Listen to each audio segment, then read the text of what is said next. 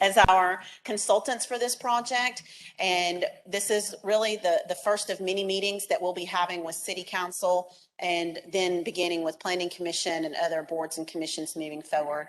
I'd like to recognize quickly also that we have several members of our Greenville 2040 Steering Committee here in the audience this evening. And of course, as you all know, they were significant to the creation of this plan for the city. And so we're very glad to have them here tonight to provide their support as we begin implementation of the Greenville 2040 plan. Also, we will begin our public outreach campaign and start really working on that part of the project in January. And so we can explain some more about that later moving forward. But tonight, we're looking to you all for confirmation of direction as we start to move into. Is that me? You have another option. I have three other options. Must be the proximity of the microphone. Shannon, I'd love for the, I see him in the audience. I'd love for the people that were on the GVL 2040 committee to stand up and be recognized, please.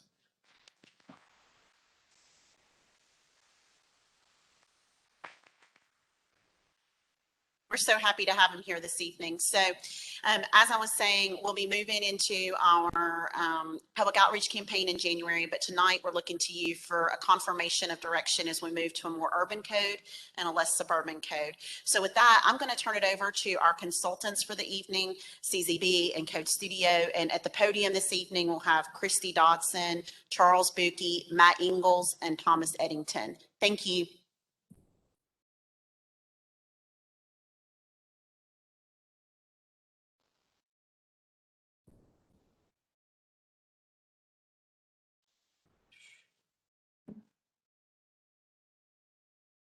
Is the audio okay? Does that work?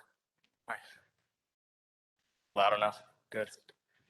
Mayor, Council, thank you for having me and my team here. We do appreciate that very much. I would like to also to echo Councilmember Stahl's recognition of the steering committee. We made the point repeatedly during GVL 2040 that the foundation of a good comprehensive plan is a deeply committed steering committee comprised of champions, and we couldn't have had a better steering committee for that process. The city's very fortunate to have had that steering committee. So I'm personally quite professionally gratified to have them here. So I think that recognition is really important. And it goes a long way to underscoring, I think, the momentum that you carried as a council when adopting GVL 2040 and moving right into the consistency policy, following that right on its heels with pursuing the redevelopment of the development code. So I think that really speaks highly of the civic commitment to planning and design here in the city. As you know, I'm Charles Buki, and I'm from CCB here with my colleagues. Up at the podium is Christy on my left from Code Studio, my friend and colleague Thomas Eddington from CCB, and Matt Ingalls, my longtime colleague from Ingalls Planning and Design. And then in the back, Larry Weston from Weston Consulting, and Eric from my team, and Lee Einsweiler, the president of Code Studio. So we're all here, and we're here to answer questions. However, we sort of figure this podium spacing out as the hour progresses. I also want to thank Mayor, you and several members of council for sitting down with Larry and me 3 weeks ago, so we could walk through some of the specifics of the implications of getting the zoning code right and airtight with the plan. I think that was a really good foundational step. So do we have slides up? Let's go to the next slide here. So before I turn it over to my colleagues, we've spent about four and a half months now really looking at your processes, looking at your codes, looking at your development patterns. We now have a pretty good handle on things. We've looked at the plans, the small area plans you've adopted. We looked at the projects in the pipeline. We've spoken to a number of folks who are involved in development in one way or another, and are beginning to really see that things are coming into focus for us. And so, as Shannon had said, what we're seeking this afternoon is a discussion about a confirmation of direction. And that's because we're ready to draft the code now, ready to put some pen to paper and actually produce a draft in the coming months. All right. So next on this slide, we have three main objectives we want to go through today. One is this confirmation of direction. And the key point there is that it is confirming the direction. We're all on the same sheet of music with regard to a key point, which is that there can be no daylight between the plan and your development code. All right. So that which you adopted last February now gets formalized, right, as a code. Right. So that's the first point. The second is, and Matt's going to walk through at a high level the key ingredients of that and the key alignments with GVL 2040. The second piece, which Christy will talk through, is really the conceptual framework, right? And at a degree of with greater granularity, she's going to then walk us through a little bit. What do we mean by if we're growth oriented, but we're directing development to nodes? What does it mean for corridors? What does it mean for affordable housing? What does it mean for open space? What does it mean for the character of existing neighborhoods? And what does it mean for mobility? How do these pieces fit together? Right? And then we're going to ask Thomas to then walk us through how we are going to use the small area planning process to begin testing some ideas this winter and spring, fleshing out the practicality of some of these notions in the draft code, seeing what's actually workable, testing it, going back and forth in several iterations until we end up with a code that works for you all. So with that, I'm going to turn that over to Matt. And we've got about 40 minutes, about 15 slides. I would ask you to hold your questions to the end.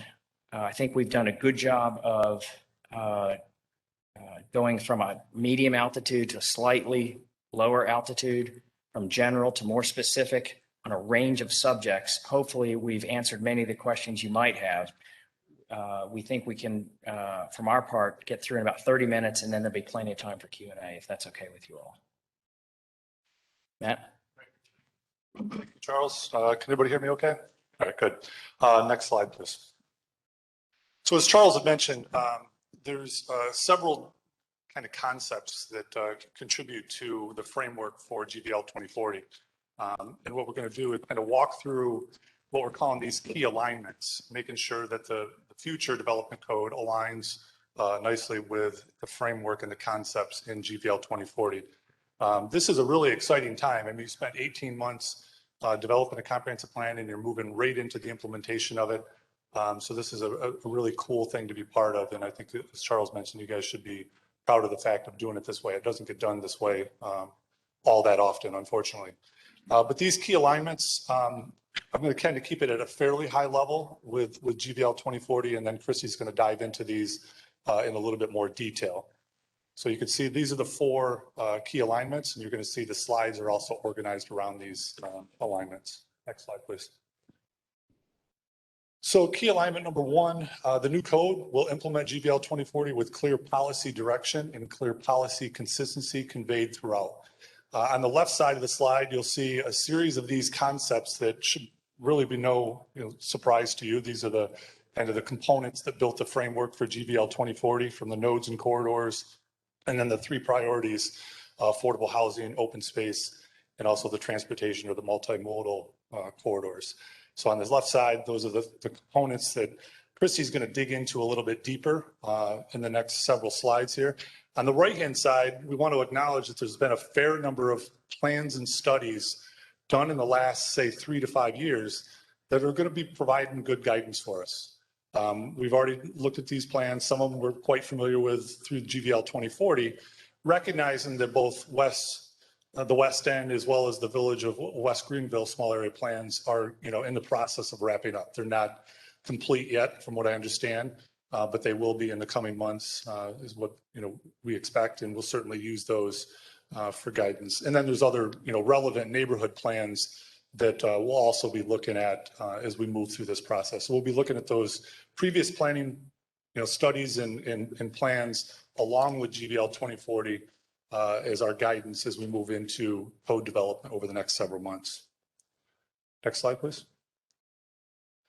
So this key alignment number 2, the new code will implement GVL 2040 by putting concepts into action. So those concepts and ideas that built that framework for GVL 2040 that was on the last slide, those concepts, taking them and how will they be implemented in the new Greenville Development Code. So GVL 2040 certainly provides a lot of guidance along with those additional plans and studies that will help us create new districts that, you know, will implement those adopted plans as well as GVL 2040. And also through the small area planning, there might be other areas that and other districts that make a lot of sense that Greenville wants to move forward. And certainly those will be on the table as well. This is the second one in there, moving from a form of what is typically suburban outside of downtown to more urban form with densities and heights that are a little bit different, quite a bit different than what's there now, as articulated in GVL 2040 around those, you know, key nodes and corridors, which I believe we had about a dozen or so nodes and a half dozen key corridors that will become urbanized over time. We want to develop regulations to better support the existing character and reduce barriers to redevelopment. So recognizing and really kind of documenting and building the code around some of the existing fabric that's out there and providing opportunities for redevelopment that's actually consistent with that character. That's certainly currently something that the current code doesn't necessarily reflect the fabric that's out there in many cases. And then the last one there, generally maintain the existing delineation of residential and the commercial areas. So there's established neighborhoods, established residential areas based on the fabric and the uses that are out there. And we anticipate the general maintaining of those delineations. So with that, I'm going to turn it over to Christy, that's going to dig a little bit further into some of those concepts and ideas from GVL 2040 with picking up here on key alignment number 2. Can you hear me? Yep, thank you. So as Matt mentioned, I'm going to talk a little bit about how some of these high-level concepts that have been put into place with GVL 2040, how those actually start to become implemented in the ground. How are we actually regulating for these places? And these are just concepts that we're putting before you. They're things that we're going to start to test in the small area planning that Thomas is going to talk about. And so that becomes a really integral part of this code is that small area planning and testing so that we can right size these regulations so that they're appropriate for different contexts in Greenville. So nodes and corridors, that was a key part of GVL 2040. So the nodes, we're thinking of those as the growth centers. There are different types of nodes throughout Greenville. And so those are going to be the areas that we're going to be thinking about accommodating. What are the tools that we need to be able to accommodate that growth in a way that has the look and the feel of the type of development that you want to see for the future of Greenville. And then corridors, there are different types of corridors. This is being illustrated by a couple of examples that I'm sure you're very familiar with. The corridor along Lawrence Road, for example, that's what we're calling a deep site corridor. So these are areas of the city, Lawrence Road being an example, that we would explore, that type of place we want to look at in the small area plans. And these are potentially, they could feel and act a little bit like nodes because they're deeper sites. They're going to accommodate a little bit more growth. And the types of tools that we would want to use in those corridors are things like block size and block connectivity, getting some internal connectivity within those blocks. So you're not just developing along the existing corridor, but you're creating street networks within those bigger, deeper parcels. And so that's a different set of regulations and rules than you may have on a shallow site corridor. So an example of that would be Augusta Street. And so we are thinking about those as different types of places. So the regulations for Augusta Street is going to look and feel different because Augusta Street in and of itself could become a more walkable, welcoming corridor. And so the regulations that are going to control development along that corridor need to be different because it's an inherently different character than Lawrence Road in that deeper site corridor. Next slide, please. Affordable housing. This was a key piece of GVL 2040, and the key idea with affordable housing is that it's a suite of tools. So they range from potential tools in existing neighborhoods. That's going to be a very context sensitive, different approach than what you may have at a middle scale or your multifamily uses. So we're thinking about how do you achieve your affordable housing goals that you laid out in the comp plan in these different areas. It's not a one size fits all. These are all going to be very context driven. So some ideas that we're considering for existing neighborhoods, those neighborhoods that make Greenville special and have these really great character of place. Doing things that are context sensitive, that are in scale of these neighborhoods, of what's currently existing and currently beloved. So potentially allowing things like accessory dwelling units in the places that it makes sense. Putting in regulations that help improve the bulk massing and form so that new infill development that does happen in those neighborhoods and those communities feels and looks that is in character with the existing space. For the middle scale residential uses, so this ties into those missing middle or that middle scale residential, creating some districts or some tools that you could start to implement in the places that it makes sense. For things like small scale apartment buildings that are maybe 6 to 12 units, those historic walk-ups. And then maybe there's a different district that gets implemented in some areas that feels more like a house. It looks like a house, but maybe it has 2 to 6 units. So thinking about providing some of those tools that can help you achieve some of those affordable housing goals. And then as far as multifamily, you already have multifamily districts. And so a lot of what we're going to be doing is looking at how we can modify those districts so that they work better for the type of development you want to see. An example of that is that currently those multifamily districts are regulated by density. So it's a unit per acre metric. And so thinking about how that can be regulated differently to achieve the outcomes that you want to see. So regulating height, form, frontage. That's how the building feels. That's the scale. And that's getting at the same concept you're getting at with density, but it's actually regulating the outcomes you want in a more predictable way. And then adding things like affordable housing incentives.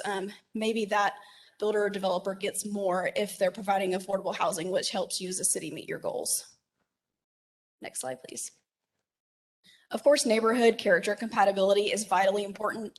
As the nodes and corridors start to densify, it becomes vitally important to understand how that relationship exists between those growth corridors and the existing single-family neighborhoods.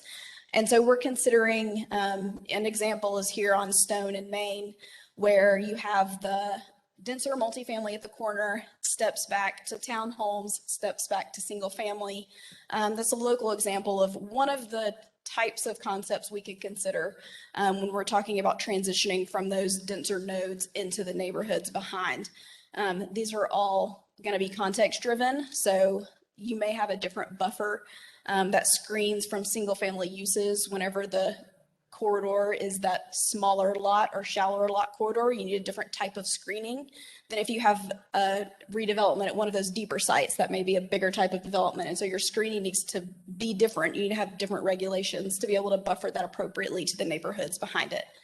So we're thinking about that. We're thinking about how stormwater could be integrated into that. Can it serve dual purpose?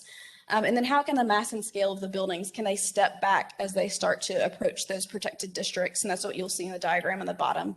How can we regulate that in a thoughtful way that makes sense for the context? Next slide, please. If you'll go back one to open space. Thank you. Open space and environment. This is, again, one of the key alignments in GVL 2040. And we, again, are, you'll hear me say context sensitive again and again. And that really is the approach that we're wanting to take here with the open space. So something that is like a Verde, you should recognize Ruskin Square here, where you have a different type of open space that you're trying to provide in a subdivision or a master plan development. Those regulations look different than when you're in an urban infill context. So your really amazing plaza that is new over in the village of West Greenville, that's a great example of what open space could look and feel like in an urban context. So those are two different sets of regulations. You have your master plan open space, and then you have your pedestrian, more urban infill open space. And so we're thinking about what those regulations need to be right-sized for in those different contexts. And then also thinking about what potential new tools could preserve the existing open space you have, bonuses, incentives, how can we start to build those tools into the regulations? Next slide. And the last thing I'll touch on is transportation and mobility. So as we start to stitch all these places together, figuring out how people will get to and from these places is vitally important to making all of this work. So we'll be considering parking. What is the right size parking for all of these types of places and regulations? That's going to be a vital part of the small area plans, is figuring out how much parking is needed in different contexts in the city. Building in connectivity. So that's one of the things I mentioned in the deep sites that is really important. So how do these big mega blocks get broken down? How do you get the interparcel connectivity so that it mitigates some of the traffic that would happen under major corridors and then can become these smaller, nicer streets within the development? Thinking about your streetscapes and your pedestrian amenity standards. What do those look like? The street trees that make Main Street really beautiful and lovely. How can we start to build those into our regulations? And then your bike network. You have a really incredible amenity in the Swamp Rabbit Trail. And so we want to make sure that any development that happens along that trail really takes advantage of that and celebrates that infrastructure that you already have, that encourages people to use that as an alternate means to get around the city. And then, of course, supporting any future transit that may happen. And that really ties into our streetscapes. How are we thinking about providing space for bus stops and thinking about in the future what your transit, how your transit and your streets really tie together. That is it for me. I'm going to pass it over to Thomas, and he is going to talk about how some of these ideas that we're thinking about at a high level can start to get tested and thought about in a context-sensitive way in the small area planning.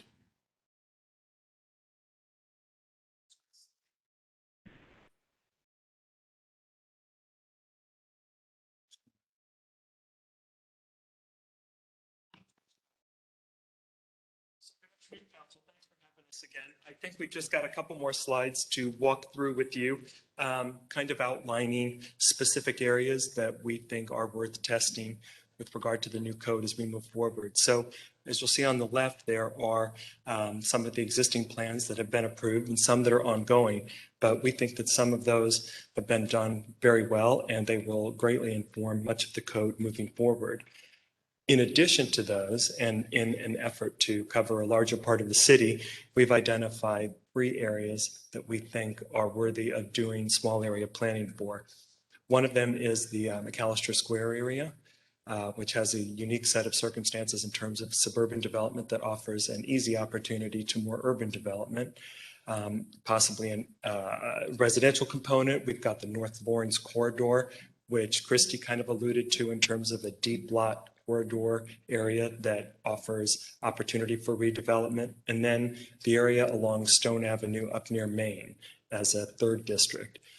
You'll see in this plan that we've kind of just outlined this area, not by parcels, but just kind of with a fuzzy circle. As we move forward, we'll have to identify boundaries based on conditions that will help inform the code moving forward. We want to make sure that we capture as many unique conditions in each of these areas that would best represent not only these areas, but other areas throughout the city so that we can identify challenges where it may be residential abutting commercial, where it may be larger commercial or more suburban commercial, abutting small scale commercial, et cetera. We want to make sure that all of the areas are representative of different districts throughout the city, so that these 3, for example, might represent 4 or 5 or 6 other areas throughout the city, so that as we move forward into coding, that we can kind of get pretty close to the ground in terms of detail. So as we identify parcel boundaries, that is what we'll take into account. If you go to the next slide, you'll see that our goal is to ultimately get to a code that the community can say yes to. You know, typically most codes in America identify what we can't do or very specific parameters. We want to get to a code that is, what should we do? It's a predictable code. We know what's in the code. We know what the results of that code would be. Improving the review and approval process. That is for both internal use and external use to make sure that developers understand what is expected of them with regard to the application process and coming in for new development. It's also to help staff understand what's the right review internally for staff, whether it's planning, building, engineering, and or stormwater retention. We want to make sure that the right staff knows when they're touching different projects. And so reviewing and examining that process and defining that will be helpful with the new code. The second is to create a code that residents can understand, that developers can understand, that city staff can understand. Really, those are probably the three primary user groups beyond the approval body, which is of course you. But to make sure that everybody has the same understanding moving forward, that there aren't questions, that there aren't too many gray areas, right? We want to make sure that everybody's on the same track. And so along with that, we'll be working with different organizations, whether that is with the private entities, with neighborhood groups, et cetera, to make sure that we get their input early on in this process. And then simply the third portion of what we aim to do is create that predictability. Again, ensuring that everybody is on the same page, planning commission, city council, board of zoning appeals, et cetera. They understand what the code says, and we're all kind of rowing in the same direction. And finally, the last slide is our next steps. And after we convene with you today, our hope is to start actually getting into outlining what a conceptual code might look like, and to take those area plans and start giving them boundaries, starting to scope and outline what those areas look like and how they'll be defined, and work with City Hall to identify some advisors, some planning advisory groups that will help us create those small area plans. We intend to work with the Planning Commission and the Design Review Board, the Board of Zoning Appeals, to get their input on our progress to date and continue to work with them throughout this process. And then hopefully come back to you in probably March and catch you up to date with regard to where we are in the small area planning process and the early stages of coding. So looks like it's probably another 3 or so months before we get back to see you all, but that's really where we are today. I don't know if you all have questions for us or specific questions for us, but we're certainly open I'm sure to we do. answering any. I'm sure we do. Oh, they've got a list. I saw them writing. Yeah. Okay. Appreciate it. Absolutely fantastic. And thank you. We've all been briefed kind of along the way. We'll have some additional questions, I know, but I appreciate the opportunity in the past to talk to all you guys. But yeah, it really clears the debris away and the clutter and goes right to trying to achieve these goals we're trying to achieve. And good planning is all written all over it. So it's terrific overall job. Shannon, you and I talked before about the area plans. So these are test plans, we're calling them up front, and whether or not we could expand that list. Sure, Mayor. These are the plans where we're looking. We've got 3 specific areas that we've identified. One being, of course, Macalester Square, which is a node. Also looking at a portion of the Rutherford Buncombe Stone area, and then the North Lawrence corridor to actually do a corridor plan. We are also going to be doing a neighborhood plan, and we've identified a neighborhood we want to work with. We've talked to the neighborhood leadership, and I'll be attending that neighborhood meeting tomorrow night. And then to make sure that they are in agreement with that, and then we'll come back and share that with you all at your next meeting. But we've identified that, and we have the ability through the RFP to add a plan if that's so the desire of council. And it was part of how the response was structured. I do know that we've looked at other areas, and one note in particular that City Council had mentioned was right outside the city limits on what we call the Augusta Triangle. In an area that I know is identified in the Greenville 2040 plan as a potential node in the future, of course, pending redevelopment and annexation of the area. Right, the South Augusta area, which we talked about, which is in such bad need of redevelopment and some guidance to make it happen. So I would certainly support trying to expand those plans if we can. Okay. Yes, And, sir. and also I say that because I know that we got a lot of development heading our way. So the sooner we get out in front of it, the better. We don't have the luxury of just kind of saying, well, we'll put this off till next year, because we got a lot of things that potentially could happen if we could push it, nudge it along in the right direction with these area plans. The questions from council. Thank you all for a great presentation, the body of work that's led up to this. I've got just a handful of questions. Let's go down this way. First slide, key alignment, number 1. Probably a statement and a question here. Obviously, this is all good and important stuff, or else I wouldn't be here. I've been particularly curious leading up to this point in the months ahead about respecting character of existing neighborhoods. And so, right, I think that's where the magic is made. How do you build out this plan looking at 2040 and the things that it calls upon us to do intentionally while preserving the character of the existing neighborhoods, which, by the way, there's a lot of them. But this is both to the panel and then maybe to Shannon, because we've had, if not 10, 30 conversations of this type.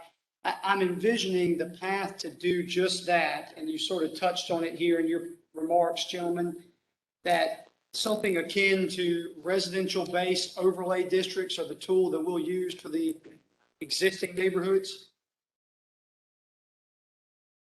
From a vernacular standpoint, I'm using that intentionally. Councilmember Brazington, I think we're still exploring that. Right now, we haven't really started, or the consultants haven't started drafting the code, but those are some of the things that we're looking at is how do we address the existing code, the existing zoning districts and classifications, but while still being able to put in place the ideals set forth through the Greenville 2040 code. So I'm not sure that I can answer that just yet. I'm not sure if Matt and Christy are ready to have some help on that, but I don't think that I don't feel comfortable saying specifically just yet until we've gotten further into the code writing process. That's fine. No need to grind it out tonight. I just wanted to express my interest and signal my curiosity and see if there was a ready-made answer. Now, of course, part of this question is where are and what are the existing neighborhoods? Because I think some people intuitively know, and others it might take a little bit of polling or direction, but we'll get to that, I'm sure. Yeah, Okay. and the only thing I'll add is that, people wonder, can you just go one more slide? That third bullet in there, and that's kind of what we're getting at with that, is right now, the current existing fabric doesn't exist in the current code. It doesn't recognize the existing fabric. So that's certainly something that we'll be digging into in terms of neighborhood character and really defining what that fabric is. What tools are actually utilized as a mechanism to regulate has not been decided yet, but I can assure you that we'll be digging into the fabric of neighborhoods to find out what's the difference between one neighborhood and another neighborhood, for instance, from a fabric standpoint. And I've opined, and some of us have wondered as we've talked about this very narrow and specific topic in the past, might there be a finite number of regulatory subsets that one subset could apply to multiple neighborhoods because they share very similar character, although with some, particular differences. But okay, in the interest of time, I'll just power through these other couple of comments. I love the notion of the accessible and user-friendly code. Can't wait to see what that looks like. Whatever you come up with will be better than what we have today. So that should be a slam dunk. You reference like putting groups together to talk about, right, test plans, small area plans, but that particular set of commentary that you just referenced, barriers to redevelopment, I just want to be sure that in the past, present, and the future, as we specifically look at barriers to redevelopment, that some of our local developers who have striven, is that the past of strive? To literally redevelop areas. I mean, I think about the village of West Greenville for one, that we're talking to them and finding out, these are the literal things that they're almost dying to do in the spirit of redeveloping underutilized land to drive that. And then the fourth and final thing I would simply acknowledge, and maybe it's a request of staff, to the mayor's point about test plans. I mean, God, from the existing small area plans, from some of the historic neighborhood plans, and from just those 3 test plans, we about have the city covered. We got some holes, but it might be helpful, at least for one member of council, if staff already knows where those holes are, just to say, hey, by the way, we calculate 4 or 6. But I think we're getting pretty close to spanning the city in that regard. Thanks.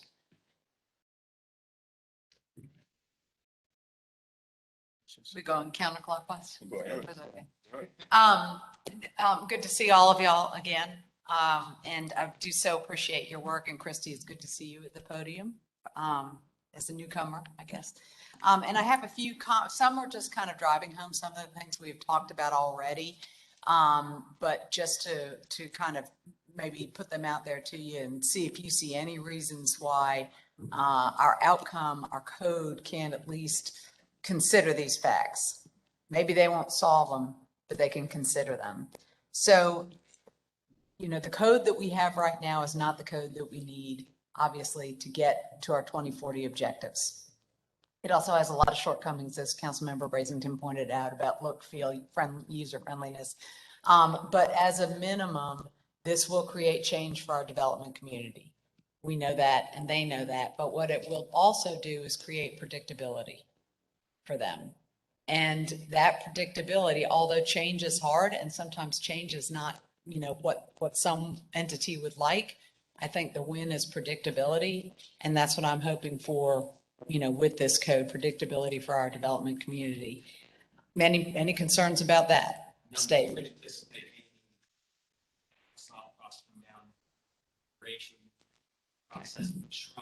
Okay. We've evolved to some workarounds, and we've talked about this in other meetings, and I'm not a fan of workarounds, both from the fact that it's a workaround and the fact that it stresses our staff time, and I'm hoping we get away from those. I would like for us to always be thinking about what carrots, what incentives we can use in our code for the things that we know we very much need and want in Greenville. You're going to hear, well, y'all might be gone by then, but of course, we're going to have a discussion on the docket tonight about grocery stores, childcare centers, for example. But, we want job creation. We want those things that those neighborhoods need. They're not secrets really to us, but I want to make sure y'all take those into consideration. What Greenville needs may not be what another city has been looking for that you've worked with. Recognize what stresses we have right now, particularly in our established neighborhoods. So I think specifically about stormwater in our historic neighborhoods. And as we've grown, it's a big concern for me. I know Will and Councilmember Brazington and I have talked about it a lot. There was some work by some neighborhood representatives in looking at infill, but that's a key concern for me that our code addresses. We've done a good job with trees. Working on our canopy, and there's a lot of work to be done in terms of stormwater containment in our established neighborhoods. You mentioned, Christy, you mentioned deep site corridors. There's a new term. And just recognize you mentioned Lawrence Road as a deep site corridor. What many don't recognize is that there are people that live right up against that commercial corridor on both sides of Lawrence. Many are rental properties, some are home ownership, and that their predictability in life is that they'd be there forever and ever and ever. So what are we going to do? As our corridors change, let's not forget about the people that live right abutting those corridors. And lastly, I'm all ears to any of your expertise as we go along in this process with respect to parking.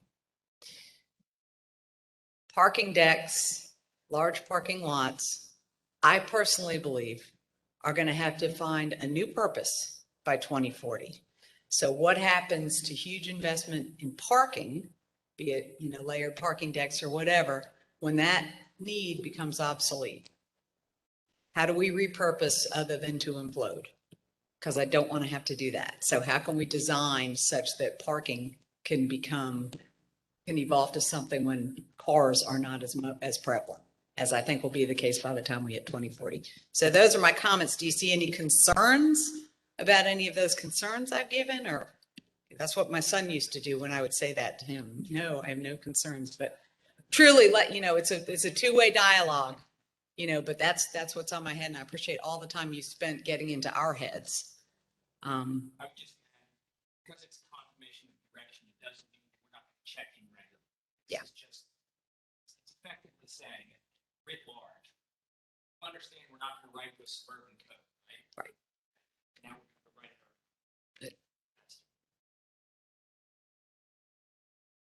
our. And I guess to start out, I'm really very impressed with not only the plan and our path forward, but you've listened. You've listened to the committee, to GVL 2040. You've listened to the public, and I think that shows. When you see alignment of us and a lot of the ideas that we have had over the last couple of years are right here on the document that you shared. So I really appreciate the effort you've put in the hearing what we had to say and hearing what the public has to say. And I'm looking forward to learning more about the public education efforts that are going to be done to bring the public with us as we go on the journey, as well as a pretty robust public input effort.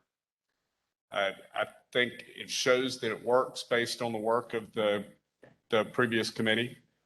And I'm really interested in how we're going to pull the public into this and educate, because it's complicated. I mean, this is not easy stuff. And it's going to take a lot of effort on our part and on your part on making sure the public really understands the impacts and even some of the unintended consequences that may happen as a result. So thank you so much. I'm very impressed with what y'all have done so far.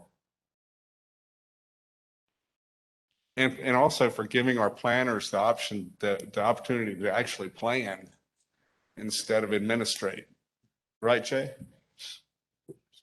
To Russell's point, we do need a jazzier name as we go out for the public input. I know some people that the term development code, if uttered in their presence, they will pass out on the spot.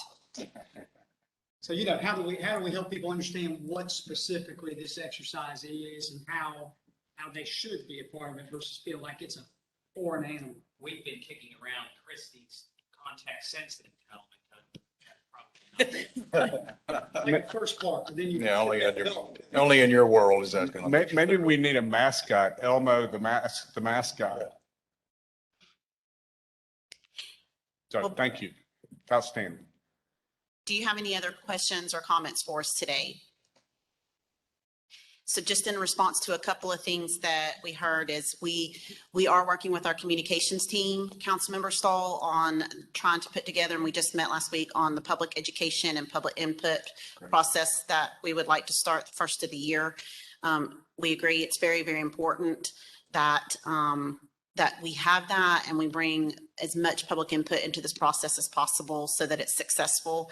All of us want at the end a positive outcome on the code. And I think the only way to ensure that is to make sure that we have robust public involvement.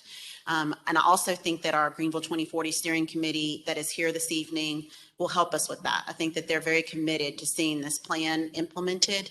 And I think that they want to help us get through that and get that, and they'll help us with that. They've already provided us contacts and information. And of course, I would be remiss to not mention that we have with us tonight Diane Smock, Charlotte Abrams, Yvonne Reeder, Sylvia Palmer, and Matt Cotner. Did I get them all? Yep. I think so.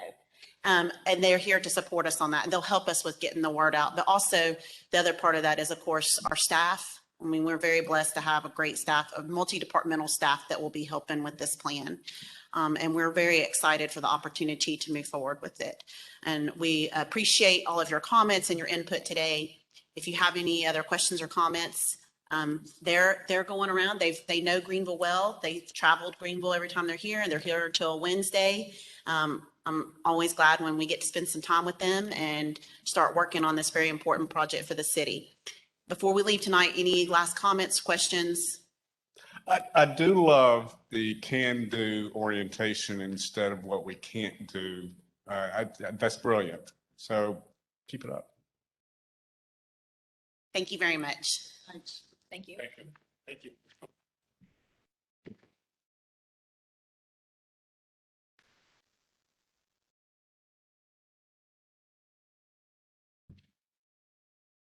Okay. Mr. Manager, you and Matt.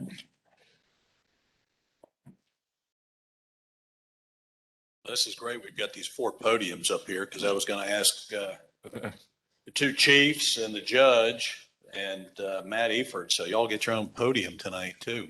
Couldn't have worked out any better.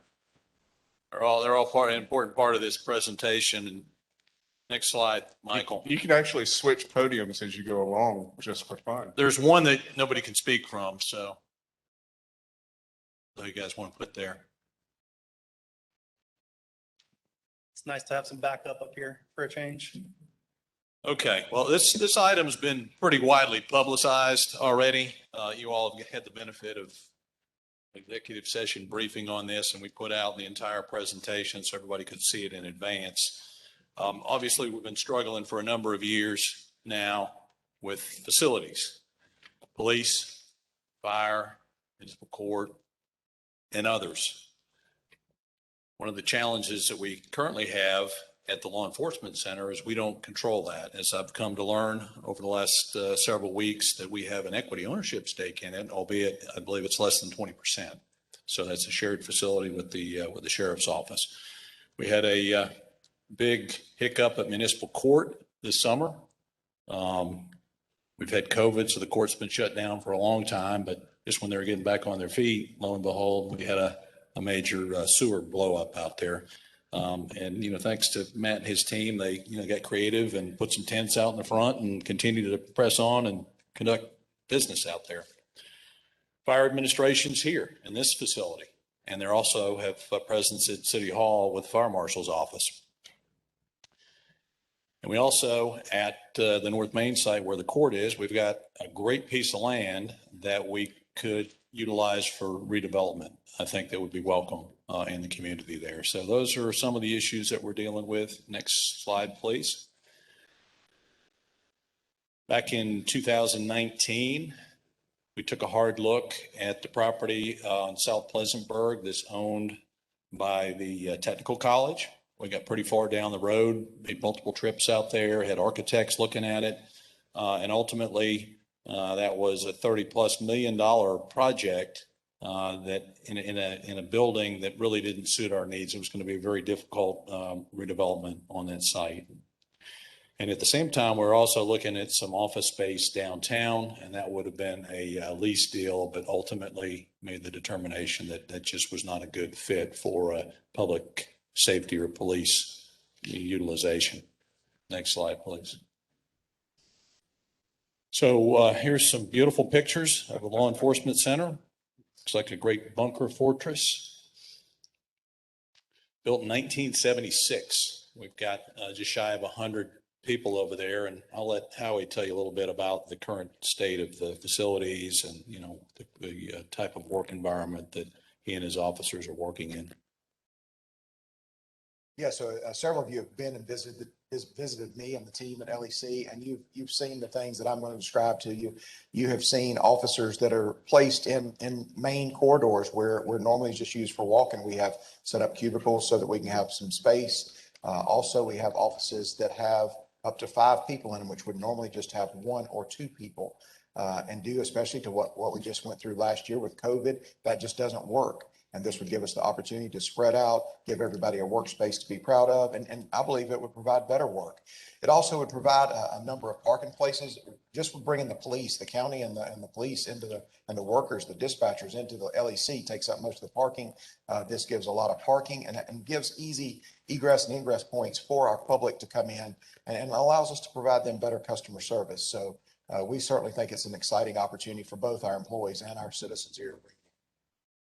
How many officers, I've asked this before, but I'm always curious on a day-to-day basis, how many officers are in the LEC?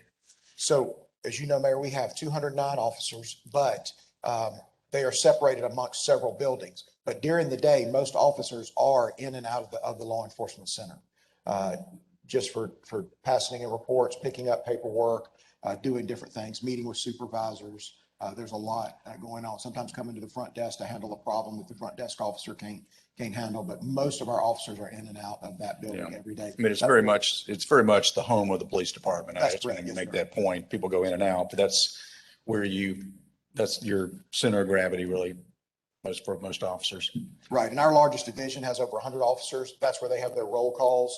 So over half the department is actually there every day before they hit the road or right before they leave shift.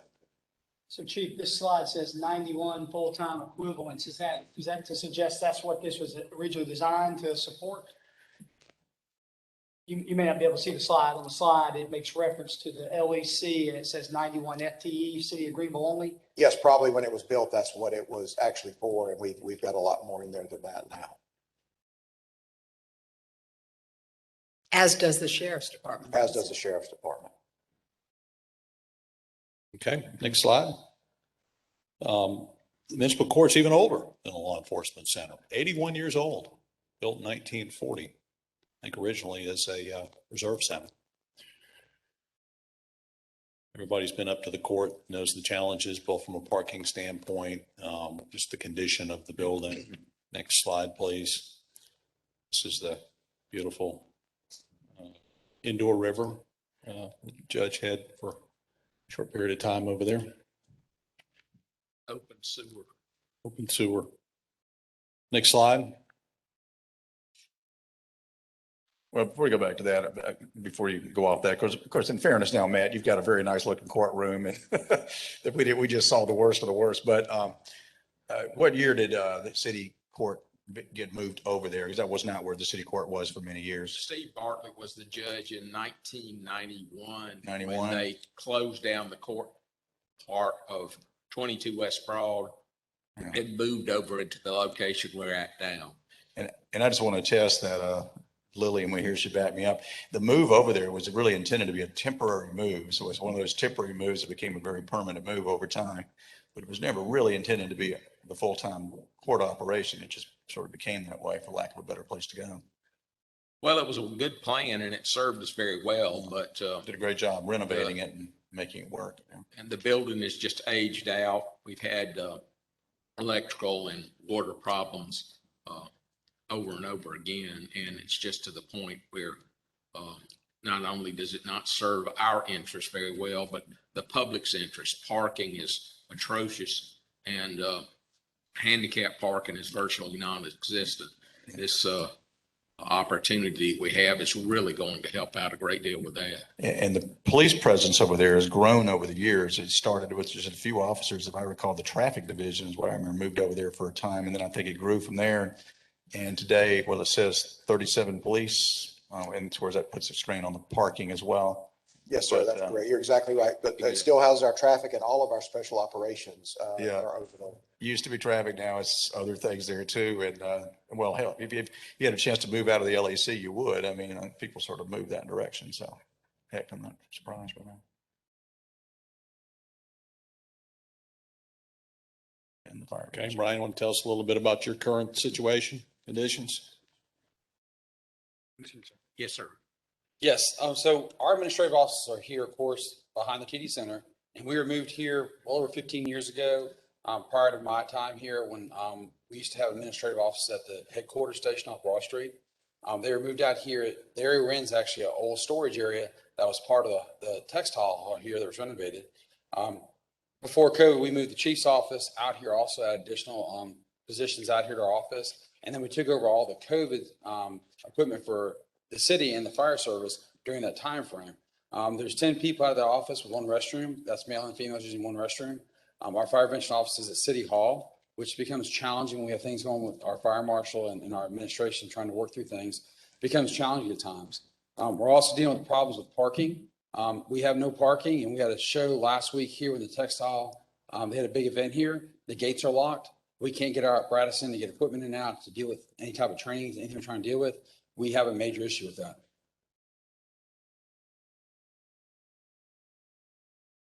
Okay, next slide. So a potential solution is an opportunity we came across at the intersection of Halton and Mall Connector Roads. This building was built in the early 1990s and it was completely renovated in 2014. Building has 126,000 square feet. And when you add the land on the second slide, which is about 6 acres additional of parking, the total combined acreage is about 13 acres. Next slide, please. It shows you what would be included, what would be before you this evening for consideration. These are actually 2 separate parcels. The yellow area is called Tract 2, and the pink area is called Tract 1B. When you combine those two, they equal about 13, plus or minus 13 acres.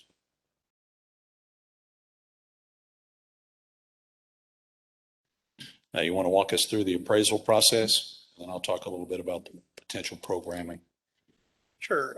As we negotiated with the owners of the property, they provided us with their own appraisal of the property at about $16 million. We checked that against some internal comparable sales and hired a local firm to do a broker's opinion of value. And the building owner's appraisal is within the estimates both internally and provided by the broker.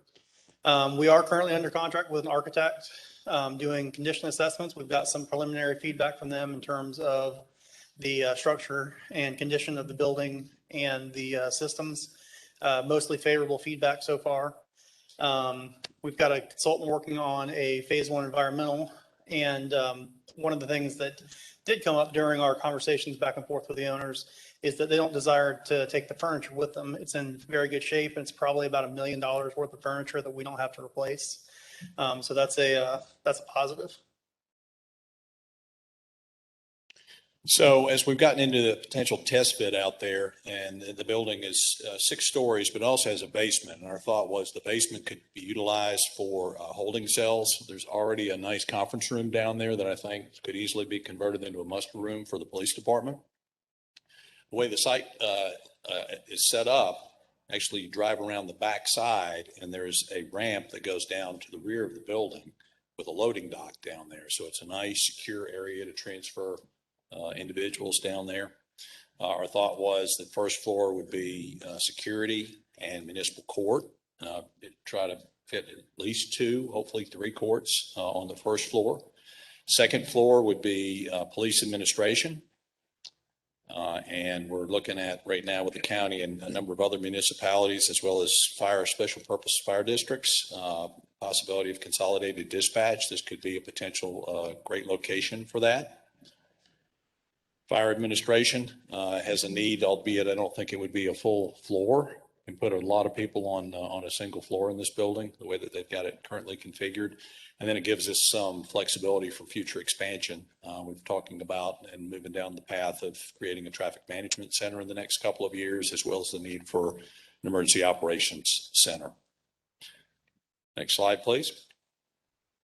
So talk a little bit about the numbers with you, about total cost, what the ask would be, and how we propose to pay for it. Want to take us through that, Matt? Sure. So the acquisition price of the property, both the building and core parcel and the additional parcel with the additional parking, is just under 19 million. We're setting aside just over 8 million for upfits and renovations. A lot of that's going to be in constructing the courtrooms on the first floor. That'll be one of the big expenses associated with this. So total project cost of around 27 million. If we looked at doing a new build of equivalent size, actually even lesser size, on a piece of property that we owned elsewhere in the city, we're probably looking at about a $35 million project. So this is a better value for the city. How would we pay for it? So we've looked at existing funds. We have a couple of CIP projects, $2 million that council set aside in a CIP reserve that didn't have a specific purpose this year. And another about 1.6 million from a fire station improvements project. Council may recall that's a project that we fund annually from the residual of the property tax increase done in 2016 that has financed the construction of the Verde and Augusta fire stations. That funding would be replenished within 1 year. So in your next year budget, FY23, that money would be replenished. So whatever plans that we have for the future of those funds would only be delayed by about 1 year. In your neighborhood infrastructure bond programming this year, we had funds set aside for traffic management. So we're proposing to use some of those funds for the creation of the traffic management center here in this consolidated facility, while still leaving funding available for the network build out and other needs associated with our intelligent traffic management system.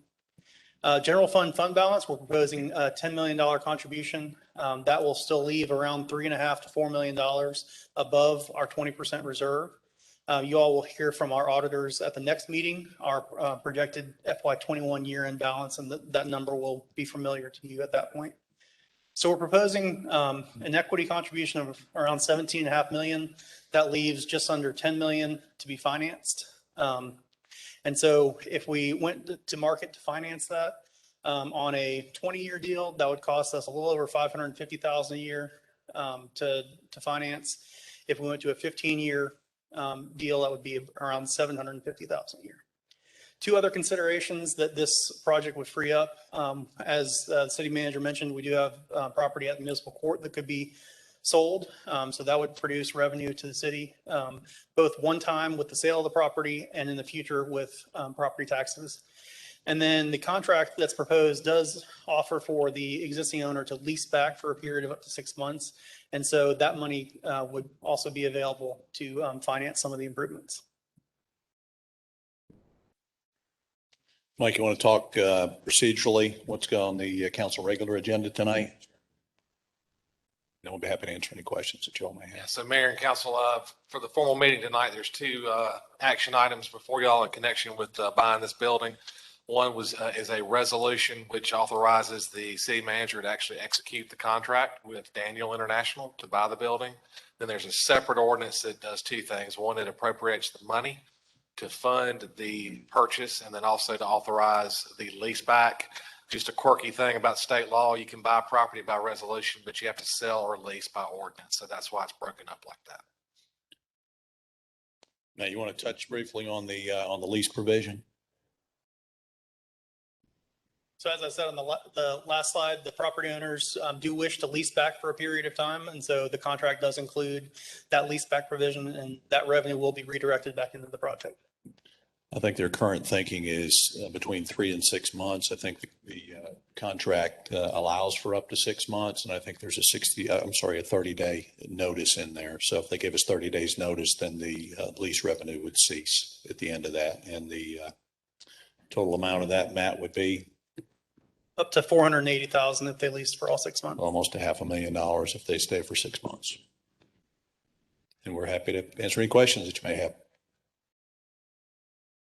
You would, I think we'll all be interested in terms of the sale of the existing municipal court building and moving on an appraised value on that as soon as we can. We can Give get us that some- done. That's a good one to have in front of us. What's your guess? 3 to 5.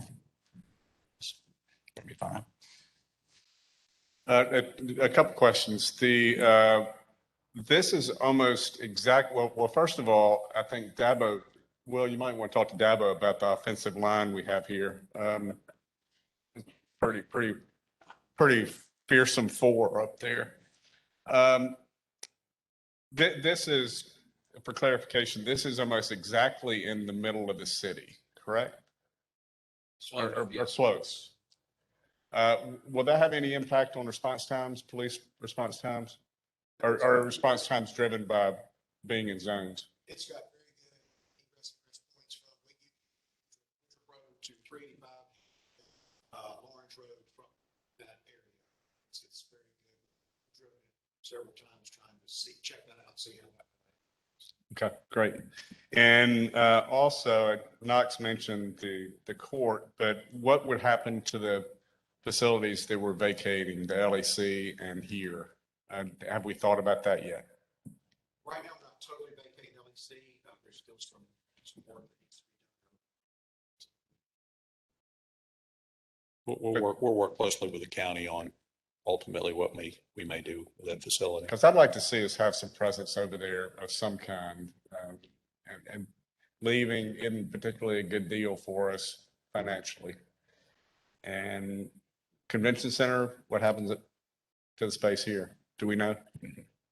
I don't think that we really matters Okay. to us once we're out of this facility. Okay, thank you. I've got a few questions, and I guess I'll just go left to right, which would be your right to left. So Chief, you and I toured your facilities in the municipal court early on.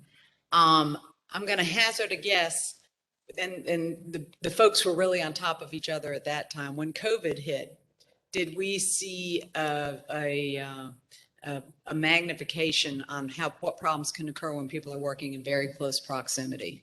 Yes, so luckily what we had to do with the city manager and some office space the city already leased, he let us move some detectives out of there, about 14 detectives and supervisors out of the city to give us some space because we got inspected, the city nurse came in, HR came in, trying to come to and dealing with that safe. We looked, should we put up shields, actually separate people, and luckily the city manager helped us and gave us this space to use for a while. And that allowed us to continue working but spread out and keep everybody safe. Okay, and when you try to recruit new officers, which is an ongoing effort for yours, workspace and working conditions are always going to be part of it. And are recruits typically toured through there, or are we recruiting in the current conditions that we're in? Okay, and I'm sure that's a real winner. Okay. So would this perhaps improve your ability to recruit, particularly recruit a diverse group of officer candidates? Okay. Is 911 call in that, that dark room with the glass front? That's 911, right? 911 is all sitting on top of each other in there from what I observed, correct? Highly stressful room. Will they get better accommodations? Okay. Judge Hawley. Yes. Then I came to your facility, and I believe you used the term a geyser of sewage is what caused the problems at the municipal court. There were several at different restroom areas in the building. Yes, ma'am.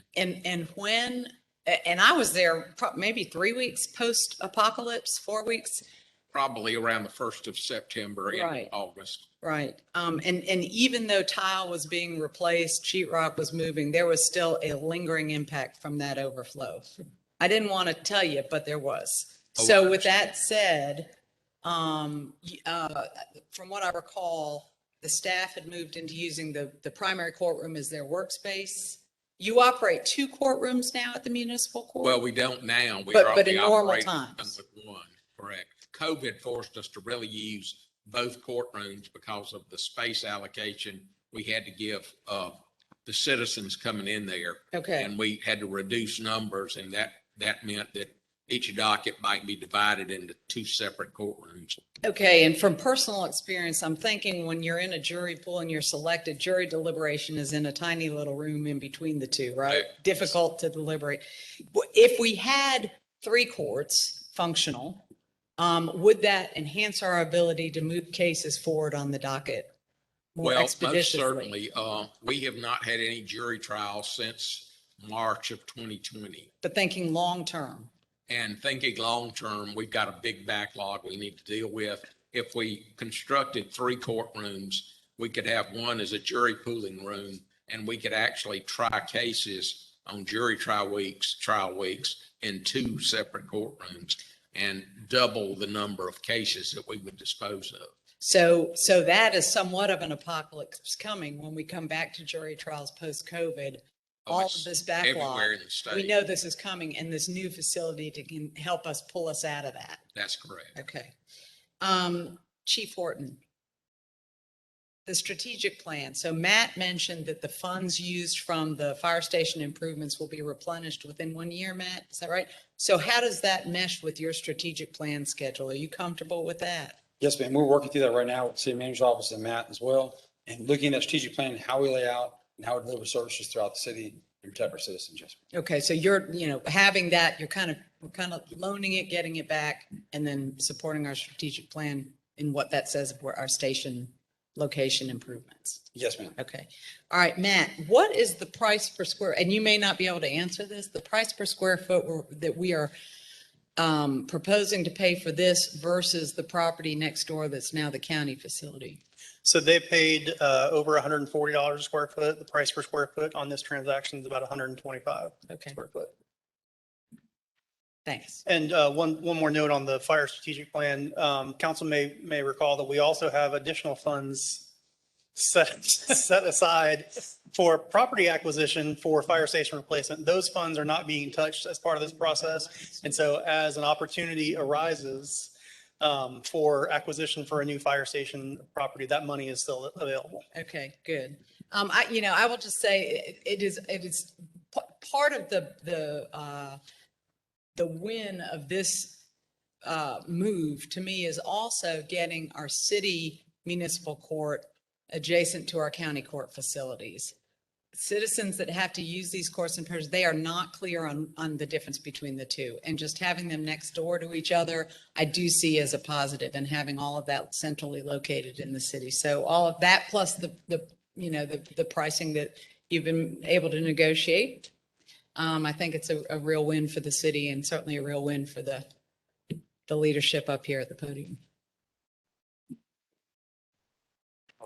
I've had all my primary questions addressed leading up to the work session. I'm excited about it. I think it's a promising facility, meets the needs of today and positions us well for the future. So thanks for the feedback input that you're providing us and for the recon work that's gone into this. I too want to thank everyone at the podium for their participation in this and the city manager for pulling all this together. First and foremost, as the slide presentation demonstrated, this is just good stewardship of the great assets we have in the city of Greenville. So first of all, it's for that. And it's pretty fundamental and it speaks for itself. But I think beyond that, this does our interest, all of council's interest in this from the beginning has been because we value the public safety officers of our city, police department, fire department, the court. It's the value we placed on your personnel that leads us to make this a priority and kept us a priority for a long time as we searched around, as pointed out for a long time, and trying to find facilities. But I hope people do see that as what's going on here. It's not just about efficiency. It's that and more. It's about great location. It's about better facilities per se, but particularly it's about the value we place on public safety. And for goodness sakes, after everything that we all went through 2 years ago and the stresses and strains we all see, we understand that more than ever, that we want to make sure our public safety officers are in the best kind of location, best kind of place for carrying out the jobs they do. And we appreciate every day the great job they do and the sacrifices they make. And that's really what drives us to the fact that we're here today. But thank you to everybody who made it possible. And also thanks to Floor for working so well with us. Floor is a great corporate citizen. I just want to emphasize that because it really starts with that. And from the support they give to the Drive baseball stadium to everything else, they're a longtime corporate citizen here in Greenville, deep roots here for generations. And this is a really wonderful contemporary example of that, because this wouldn't have happened without Floor's willingness to say, hey, we'll talk to the city. And it's a great example of a partnership between the city and a great corporate citizen, which is Floor.